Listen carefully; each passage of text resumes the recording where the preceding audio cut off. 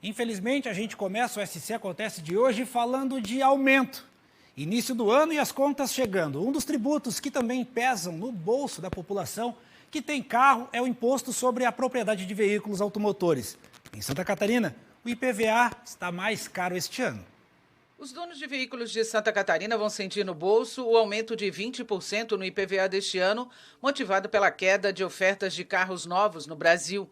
E isso ocorre porque o IPVA é calculado com base no valor do veículo. O Estado baseia o cálculo do IPVA pela tabela da FIPE, a Fundação Instituto de Pesquisas Econômicas, que indica o valor de mercado e de revenda do automóvel. Para o ano de 2022, a Secretaria da Fazenda de Santa Catarina manteve a alíquota média de 2%.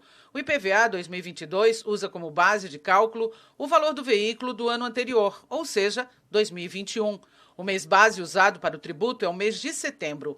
Ainda assim, as alíquotas de Santa Catarina são as menores do país, de 2% para veículos de passeio, utilitários e motor-casa, nacionais ou estrangeiros, e 1% para veículos de 2 ou 3 rodas, os de transporte de carga ou passageiros, nacionais ou estrangeiros, e os de propriedade de locadoras de veículos.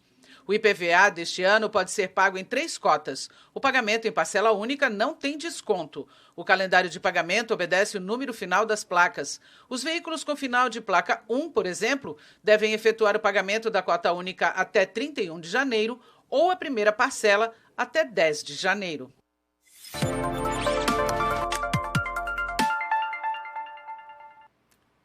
E o Colegiado Superior de Segurança Pública divulgou os índices de criminalidade no estado do ano de 2021. A maioria dos crimes teve diminuição.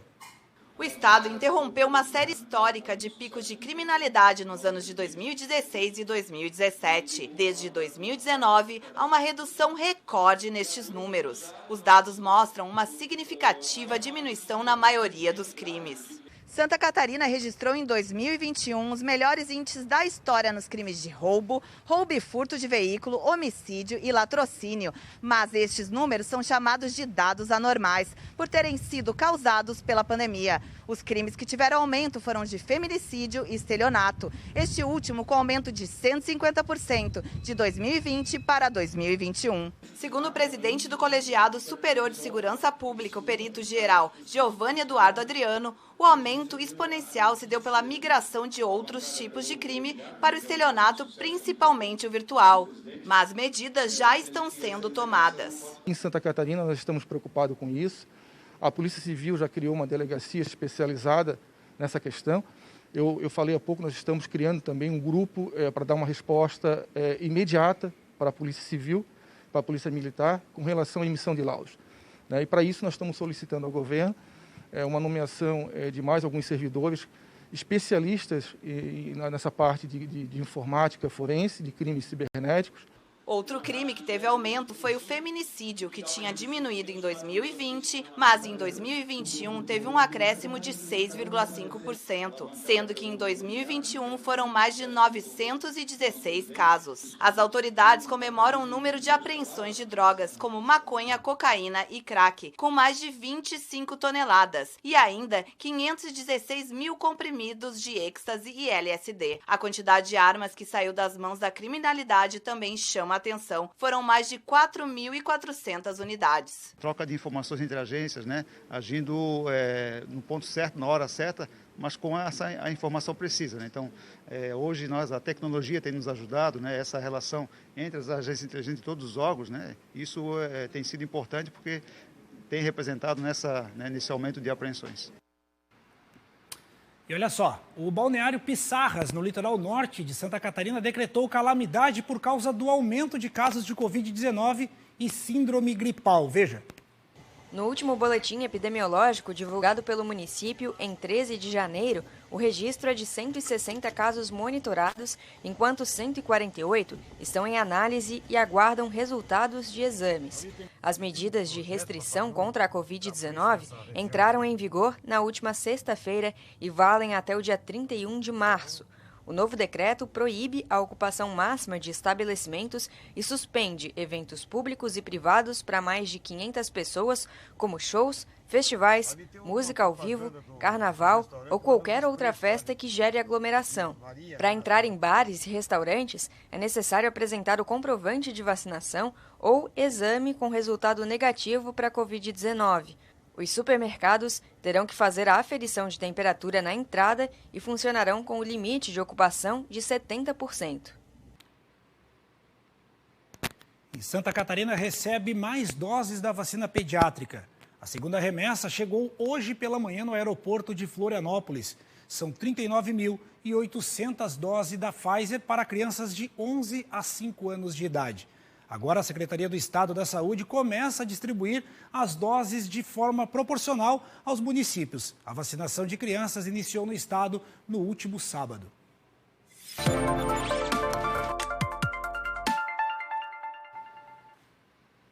E o túnel Antonieta de Barros, em Florianópolis, vai ter a pista parcialmente fechada para obras. O bloqueio acontece até sexta-feira. De acordo com a Secretaria de Estado da Infraestrutura e Mobilidade, em nenhum momento haverá fechamento total do túnel. Os bloqueios acontecem nos dois sentidos.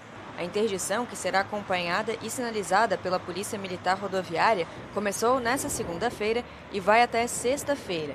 O fechamento parcial das pistas é para que sejam realizadas manutenções no túnel.